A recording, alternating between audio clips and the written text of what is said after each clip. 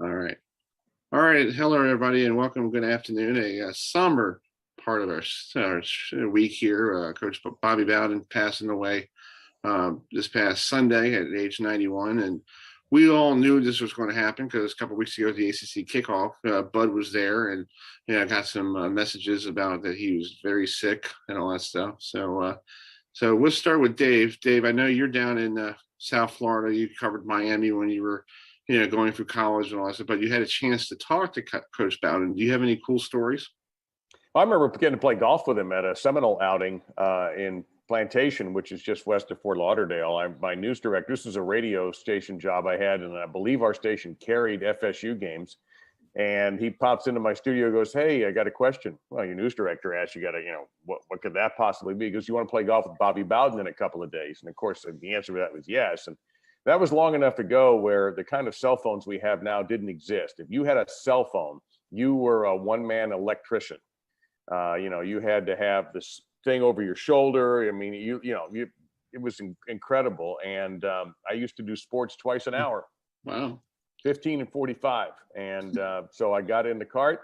Coach got in another cart. He was playing with a big-time booster, and I don't remember who I was riding with, but every time 15 and 45 rolled around, he'd put down his club or finish his putt and come over, and we'd chat, do an interview, a quick interview, a couple minutes every time over a 4.5 hour round of golf. And that's just the way he was with the media. And whether I was working a game that he was coaching, or just watching and experiencing those Miami, Florida State games in the 80s, which might have been the best in college football when you consider the talent level that was on the field during that concentrated period.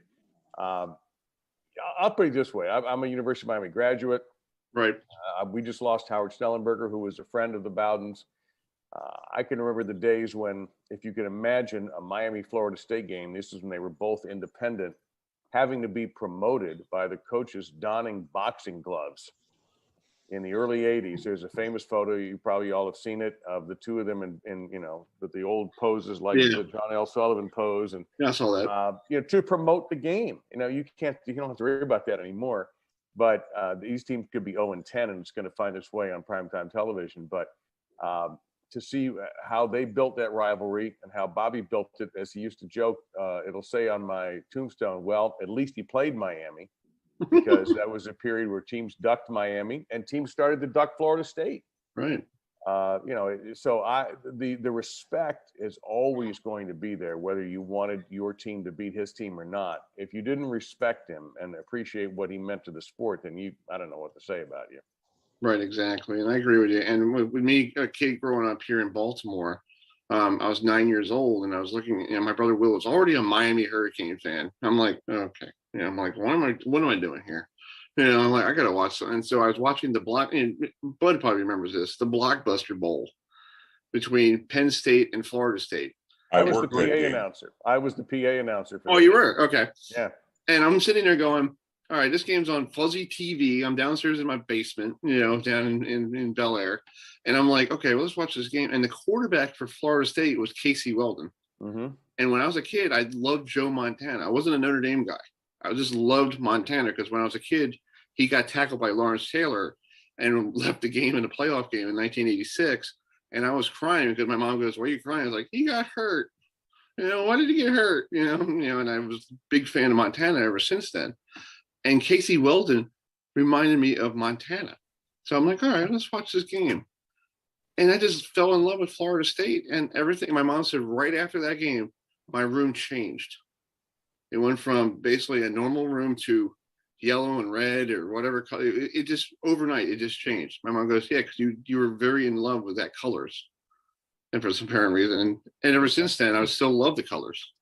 I know we're not doing so well these days, but, I'm hoping we will turn it around. And Miami the same way. I feel bad for my brother too, and you. Miami and Florida State were college football in the 80s, in 90s. That era, in the 80s and into the 90s until it started, and even into the early 2000s, right? When Miami was still rolling along and had the national championship, and then the one that either was taken away from them or Ohio State earned, depending on which side you're on. The other thing I remember, another story, my freshman year of college, I was at the University of Florida, where I had a blast, but I had a job offer to get into radio at 18 years old. So I came back to South Florida to take it. But I went to all the Gator football games, and I was an intern for Miami Beach radio station. So I would call in after games and do a short report on whatever the Gators did, Right. win, lose, whatever. They were average that year.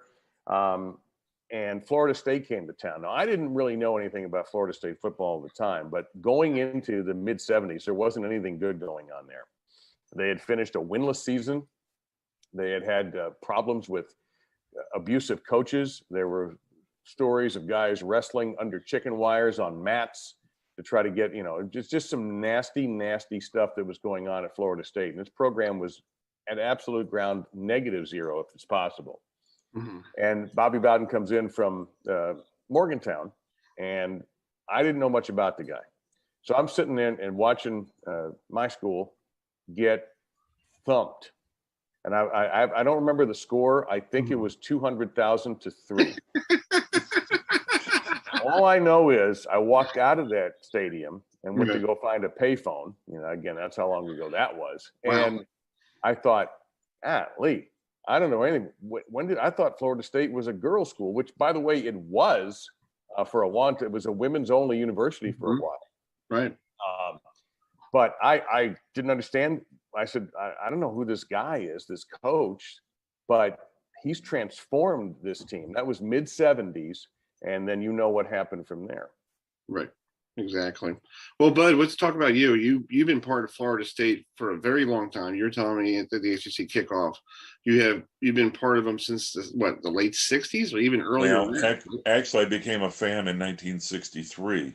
Okay. And Bobby was a coach there at the time. He was an assistant coach. Okay. And I became a fan. My grandparents. I grew up in Toledo, Ohio, but my grandparents lived in Leesburg, Florida, right outside of Leesburg. And that's how I decided to go to school down there. My grandpa used to send me all the clippings and everything. And whenever I could catch anybody on TV, I tried to catch Florida State if I could find clips of their games, because I was a wide receiver in high school. Back when I played wide receiver, you lined up about 2 yards off the tackle. That was considered a wide receiver back in those days. But wow. I tried to model my game after this guy named Fred Blitnikoff that had a decent career. And anyway, so that's how I started with Florida State. But then I first met Coach Bowden. I was thinking about 80 or 81. Okay. I had after school, I went back to Toledo, Ohio. Then I went to Midland, Texas, and then I went back down to Florida from Midland. And so I spent a lot of years there, worked game day operations, 84 to 91. I do remember that the old boxing glove thing with Schnellenberger. I remember I was so disappointed being there in 83 when Miami won their national championship, and they beat Florida State like 17-16. That propelled them on, and Florida State wasn't that great that year, but whoever I can't remember the offensive coordinator that year, but he would never throw to the tight end. Tight end was wide open. All we need to do is get the ball down there and kick a field goal, and who knows, it may have been one of the first wide rights if that would have happened. And it wasn't recorded. Somebody doesn't even know about it. Yeah, that's good. Yeah. But anyway, so then I was down there the next year, and but funny story. Like I say, I first met Bobby in 80, 81, somewhere like that. He did the spring tour, which went around the state and did the golf tournaments, and I was involved with the Polk County Seminole Club. At one point, I was moved up to vice president. I was on the board of directors there, and then later became a district chief for the Seminole Boosters. But I met Bobby that time and introduced myself, and we were at Cypress Gardens, and well, Bud, good to meet you. So the next year he comes back again for the tour, and I played in the golf tournament that day and went to the barbecue that night and got in the meet and greet line because I didn't get a chance to talk to him out at the golf course. Get in the meet and greet line, I walk up, well, Bud, how you doing? I thought, man, this is great. He remembers me from last year. Nice. And right behind me, another guy comes up. Well, Bud, how you doing? So he called everybody like, Bud. Hey, I'm Bud. Yeah. But then later on, of course, working down there, I was around him a lot more. Through my duties with the Polk County Club, I actually drove him to several of the golf tournaments. He liked to go out, and when you took him to the golf course, he didn't want to go where everybody else was. I had to drive him. They'd have a golf cart for me where he was out of view of everybody, and then I would drive him out so he could hit some shots before the tournament started because he didn't want to be bothered. So that's how that used to work. And I did work the inaugural Blockbuster Bowl down in Miami there, 1990, I believe it was. That was a big deal when they got, because the opponent was Penn State. Yes. And that was really well covered by local media. That was right around the time of the golf tournament or the year of the golf tournament. And I remember that game was as hyped as locally as the Orange Bowl was. Exactly. And, it was because of who, not just obviously Coach Bowden, but Coach Paterno. And it was a gigantic clash for that inaugural game. They never were able to match it and changed some sponsors over time and ended up fading out. But I remember that very clearly, the luncheons and all the press opportunities that were out there, and both coaches met every obligation very cheerfully. Yeah, that's cool. Well, I was on the field prior to the game, and I was talking to Coach Bowden, and Paterno came up and started talking, and Bobby said, well, I've got to leave. And I said, Coach, could I ask you a question to Paterno? He just looked at me, shook his head, and walked away and wouldn't even talk. Wow. So therefore, I never cared for Paterno after that episode, Yeah. But yeah, going up, over the years, of course, I did spend a lot of time around. I got to know Ann, and then got to know Tommy back. I was telling Chris, I think it was last week, telling Chris about the story about when I first met Tommy Bowden. Of course, I work with the Music City Bowl, and I've done every Music City Bowl, and I work with both teams, and I had to meet up with Tommy Bowden. Well, my son was in the IT division or department for a citrus company down in Florida, and I'd just been down there for Thanksgiving, and I had gotten a brand new phone, and he loaded all the Seminole fight songs in my phone. Well, here I am in there trying to meet Tommy, and he's talking on the phone. So I'm speaking to one of the assistant coaches, and I thought my phone was on silent. And he said, well, he'll be done with you in just a minute and all that. And Tommy stands up to shake my hand, and my phone came on. No. And this assistant coach looks at me and says, wrong Bowden. And but then the following year, of course, Florida State came to Nashville for the Music City Bowl. And I got a call about a week before, and from Florida State, and they said, well, we heard you're going to be working with our team. Could we ask you one more question to do another favor? And I said, not a problem. What do you need? He says, would you be Coach Bowden's personal driver? And of course, it took me about a half a second to say, yes, by all means. And tell you, it was just a great time doing that. I took him back and forth to practices, any other events that they had to do. I would escort he and Miss Ann around to the VIP things that they had to attend. But the day that we had the head coach's press conference down at Nissan Stadium, I drove him down there, and when we got back, we parked, and I walked him up to his suite, and he asked me to come in. And I just thought that he wanted me to stay there for a minute. He was going to ask me if there was anything else that was going on that day. And he came out, he went in the bathroom, came out, he said, oh, no, I meant come in, sit down, let's talk. And we sat there and talked for an hour and a half, just reminiscing about the old friends and acquaintances from Polk County and people that I'd worked with in sports information that, were no longer there, but still tried to stay in touch with and all that. And it was just a great thing.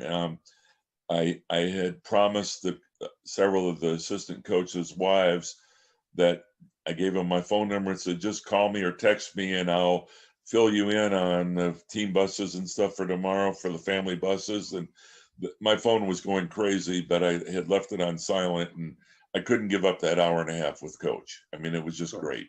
Nice. So then in 2018, I believe it was September 3rd, that was Willie Taggart's first game.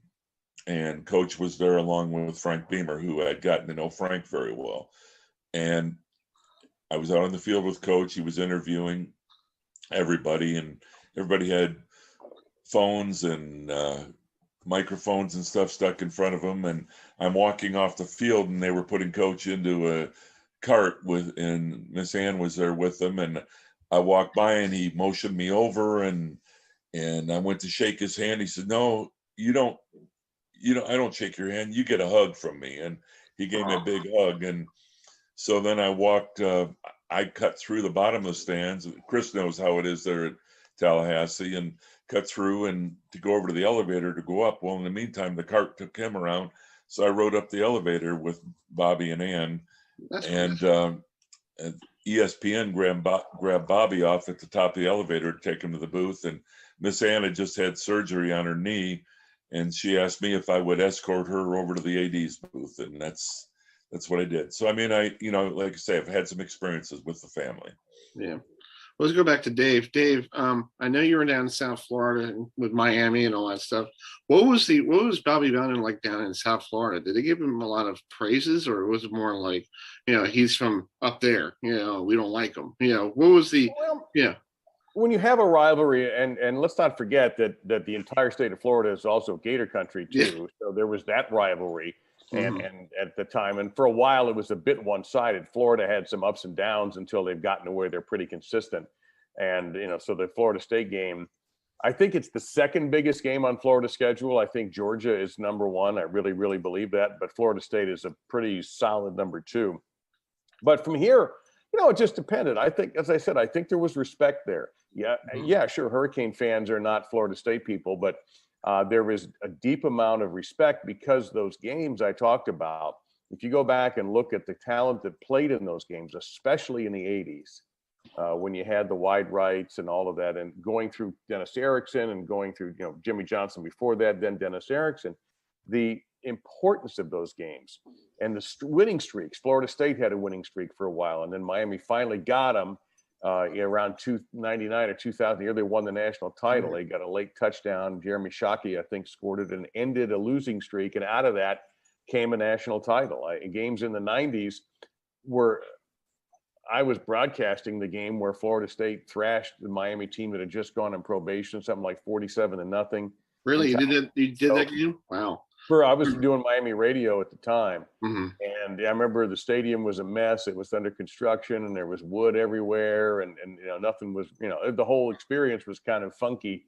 And then as expected, because Florida State was rather good that year, there was a thrashing. I always felt that they held back a little bit on that one. Now, Bobby had put up some pretty big scores on people when the occasion arose, but I always felt like they held back a little bit because Miami was so depleted and so young that particular season that they would go on to have a losing season at 5-6 and miss out on any bowl eligibility. But those games in the 80s are what I remember, either being there or watching them. The ones in Tallahassee I would watch on television, and there was just a heaviness in the air. There was wherever you were, man, that game had the feel of a heavyweight championship fight.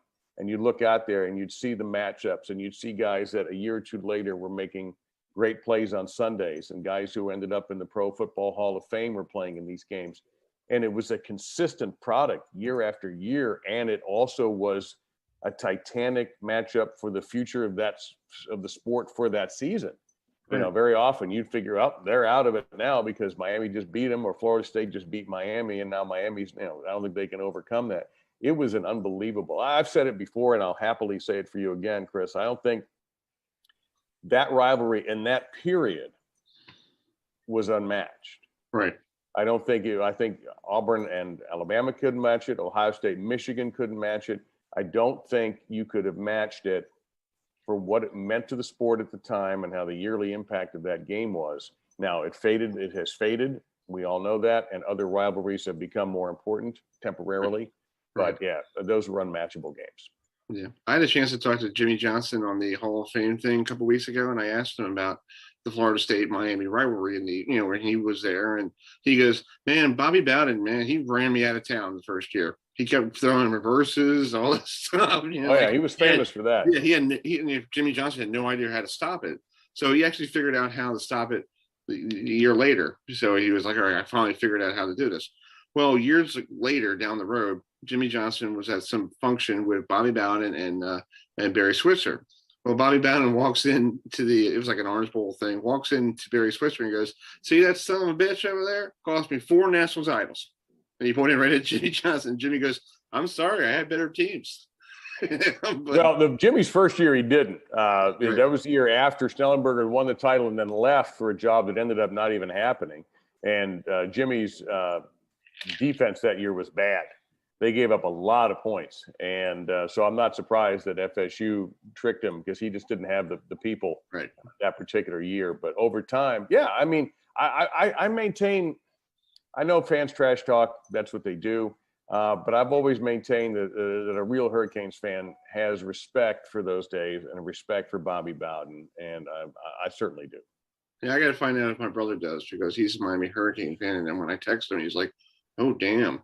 He was like completely like, wow, like completely like, I don't think he has lost for words, but I never asked him about Bobby Bowden because, I always fought him with Florida State and Miami in my house, we always trash talk each other at Easter time. And my mother's like, enough, it's Easter. Okay, cut it out. Well, you kind of touched on it. I mean, look, Tallahassee and Miami particularly. I'm in the Fort Lauderdale area, but still, it's much larger population, much different lifestyles. Tallahassee, we like to joke down here, is basically South Georgia, and people in Tallahassee look down and go, "What in the hell is going on down there?" Which, by the way, we say about down here also all the time. But you couldn't ask for more diverse lifestyles and diverse campus life. Although, to be honest with you, the campus life of Florida State ain't bad. It's not bad. Not bad at all. But it's just different. So you have these differences in the schools, differences in the programs, differences in the populations. So it makes for a really cool rivalry. Yeah, I want to ask a question to both of you guys. Bobby Bowden back in the early 80s always scheduled he had the Murder Row schedule, Nebraska, go to Colorado or go to Michigan. Do you see a coach in today's football doing that, or you can't do that anymore? Go ahead, Bud. Well, I think you really can't do that anymore because with conference schedules and all that. Right. The only team that's really playing a killer schedule like that across the nation is going to be Notre Dame because they're only committed to play like 5 ACC schools. So, of course, they're going to play USC. They're going to try to have Michigan State down there. They'll always play Boston College every year. But Dave, you remember what you were talking about back in the days from the mid 80s on through the 90s and early 2000s. It was usually the winner of the Florida State Miami game that would be playing for a national championship or a major bowl. The thing that Bowden did, and guys, you're right. They were independent at the time. He just took on all comers, and if he had to go to your building to do it, he would do it. The problem, he got good, and he started winning these games, a lot of them, and all of a sudden, the phone calls dried up, and people weren't quite as willing to come up there. And Jimmy Johnson started doing the same thing. Jimmy said, okay, fine. This is working for Bowden. I got to do this because if I win these games, first off, you have to have the faith in your players and your coaches that you are good enough to win these games. You're not just doing it. This isn't like a small school that needs the money and gets a guaranteed check and goes back home with $900,000 in a briefcase and a loss. You're playing these games to win them, not just to cash. Right. So that's what built Florida State football. If he doesn't do that, then I'm not sure Florida State becomes what they became. he had to gamble, and he also realized that he had the people to do it with. The closest school I can think of right now that did do this for a while, and now they don't get away with it anymore, was Boise State. Mm-hmm. And the problem is they were winning. So people were turning them down or offering deals that were untenable. Well, we won't travel up to Idaho, but why don't you come here? We'll play neutral site games. We'll play you that way. Right. It is different. Now, when we start shifting around in a few years, and you're going to be forced to start playing, more quality teams, especially in the SEC, then that might change if we ever go to large conferences with, smaller numbers of conferences with large numbers of teams. But no, because you want to win and keep the alums happy. So you schedule your teams, your weaker teams, 1 or 2, and nobody likes these games. You're always worried about your best players getting hurt, writing a check, all of that. But it's all about getting W's so you look good. Yeah. I see a similarity, what me watching college football and covering different leagues. In the Colonial Athletic Conference, I think James Madison University is almost just like Florida State, just the way they are. Like, nobody gives them a chance when they face somebody. And I feel like, I know the CAA is not like the SEC or the ACC, but I feel like they could be one of those teams down the road that might be a Florida State down the road in the future that might go, well, we got to become independent because we're going to be playing these teams and we got to go. It's going to be hard to be independent in the future. Yeah. It's going to be real hard. Yeah. Notre Dame can do anything it wants, but, BYU is facing a difficult road. I don't know if they can remain independent and be considered a serious threat anymore. I don't know if you're going to be able to pull that kind of thing off. Now, we're not counting UConn because that's a program that's not at the same level, obviously, as either BYU or Notre Dame. But it's tough to schedule, and it's going to get even harder to schedule now if we end up, in 5 or 6 years with a minimum amount of conferences with a maximum amount of teams. Right. Do you agree, Bud? I think it's harder to be an independent now because of all the conferences trying to become these super conferences like we heard at the ACC kickoff. Oh, most definitely. I could, and what we were talking about there was, Bobby got the reputation of being the road warrior. Mm-hmm. I believe they played 5 years in a row at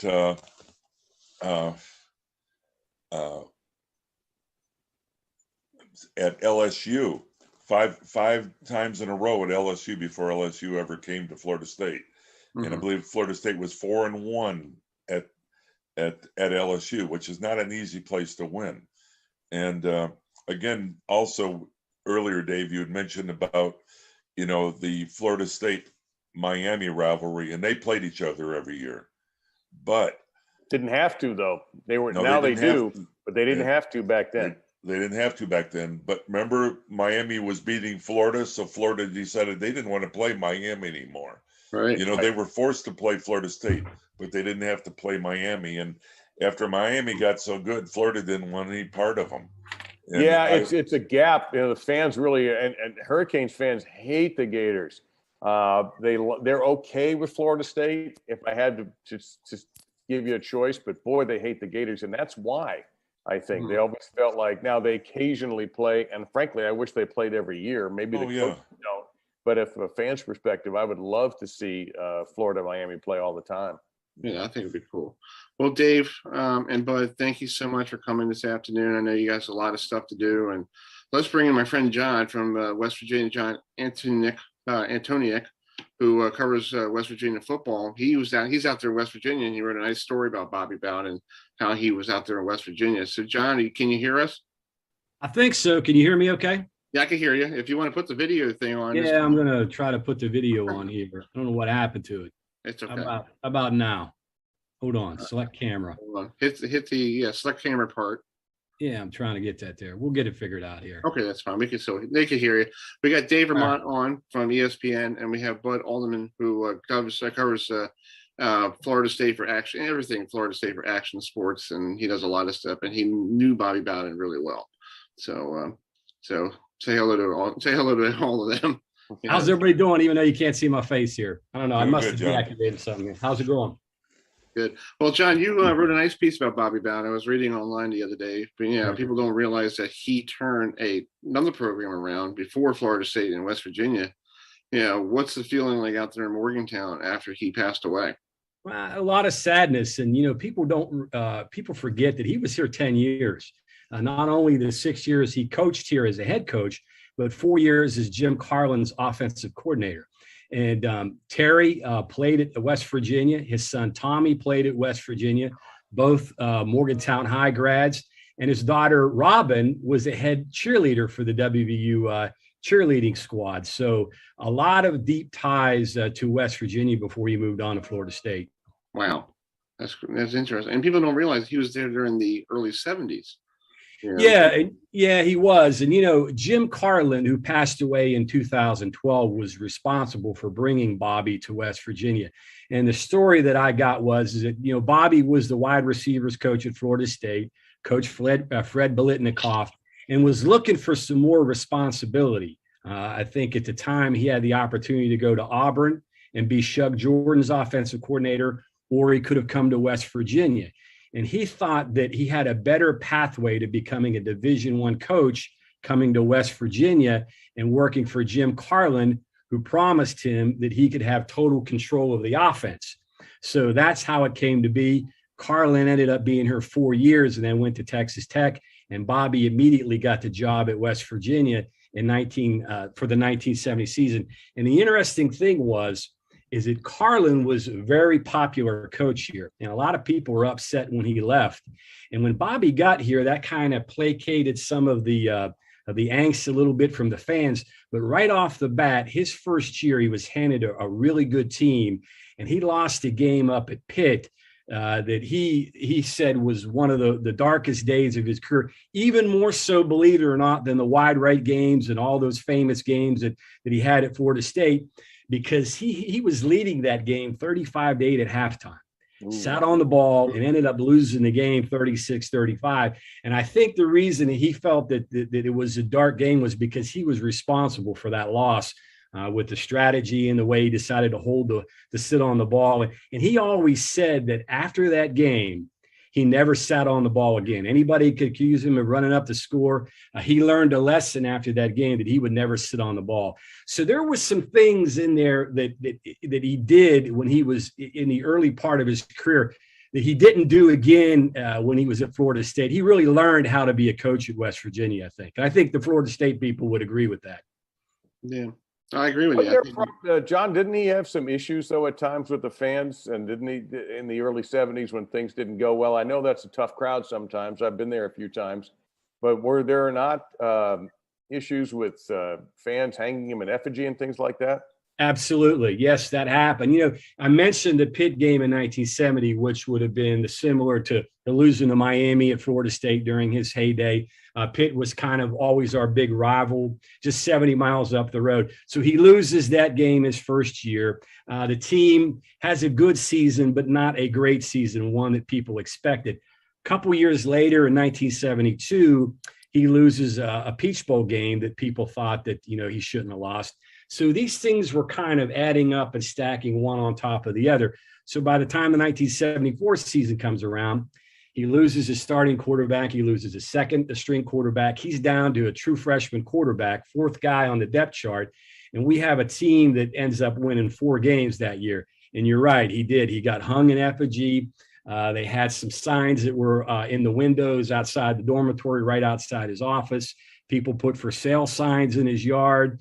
It was really a tough time for him then. And I remember him saying once in some of the press things that he did with us later, that he told his wife, he said, listen, people weren't inviting me to the parties anymore. Wasn't getting, the interactions were beginning to get cool with some of the people that I went with. And he said, listen, if I ever decide to go someplace, we have no qualms about it because of the way people are so fickle. So I think after that kind of changed his viewpoint.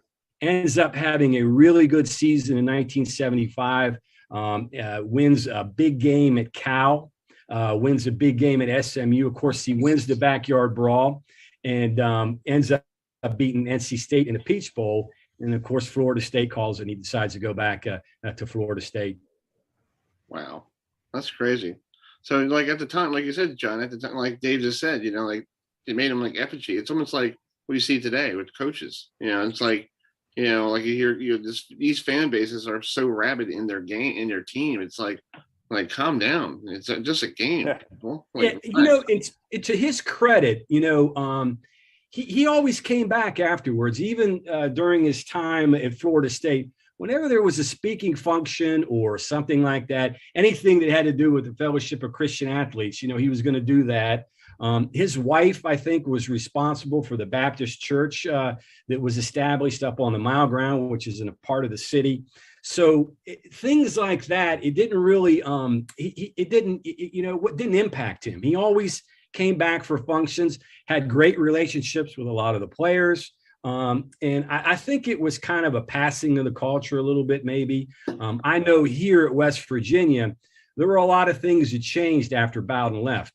Number one, he was in a dilapidated stadium. And during that time in the mid-'70s, he was instrumental in getting the administration to think about building a new stadium. Eventually, it was done in 1980, and that was a big help to the program here. Obviously, we don't get Don Neyland if we don't get that stadium. So that was one thing. Another thing that handicapped Bobby here was that they only gave 1-year contracts. So you have one bad year and, anything shaky. And opponents used that against West Virginia in recruiting because it was that way, not only in football, but in basketball. And, they say, hey, listen, Bowden has a bad year here. You don't want to go there. They may not have you next year. Well, after Bobby left, that's when they restructured contracts here and started offering multiple year contracts. So there were some things that happened after Bobby left that really helped Mountaineer football. Yeah. Well, John, real quick before I let you go, is West Virginia going to do something special for Bobby this year because of, because he's part of that past that, we did put him in the Hall of Fame a few years ago, and, he only spent 6 years as head coach here, and his record, 42-26, it wasn't nearly what it was at Florida State. And most of what he achieved, of course, he did at Florida State. I'm not aware of anything immediately other than the tribute that the university put out, the video tribute and so forth. But what a great ambassador for college football. And I know there are a lot of sad people in Morgantown that he passed away. And also, too, a lot of those, tough times and ill will that had happened in the 70s. Of course, history has a way of, moving that on, I guess. Exactly. Well, guys, thanks for coming on today. Any final thoughts? Do you want to pass on, Dave or Bud? I've got one little story that I'd like to tell. Jared Moon, who was one of Bobby's linemen back in the late 90s, Jared told a little story. I was just reading what he sent to me. And Jared grew up a University of Georgia fan, and he was planning to go to Georgia. And that's all he wanted to do was go to Georgia. He was from Panama City. And but he decided to go on a recruiting visit to Florida State, and he went over to the Bowden house with his parents, and his parents were talking to Miss Ann, and Jared said he was just walking around the house, and Coach Bowden was coming back late from a practice or whatever, and he said he came in, found him there in the living room, sat down, talked to him, and he said he never once mentioned football at all. He talked about faith, family, and all that.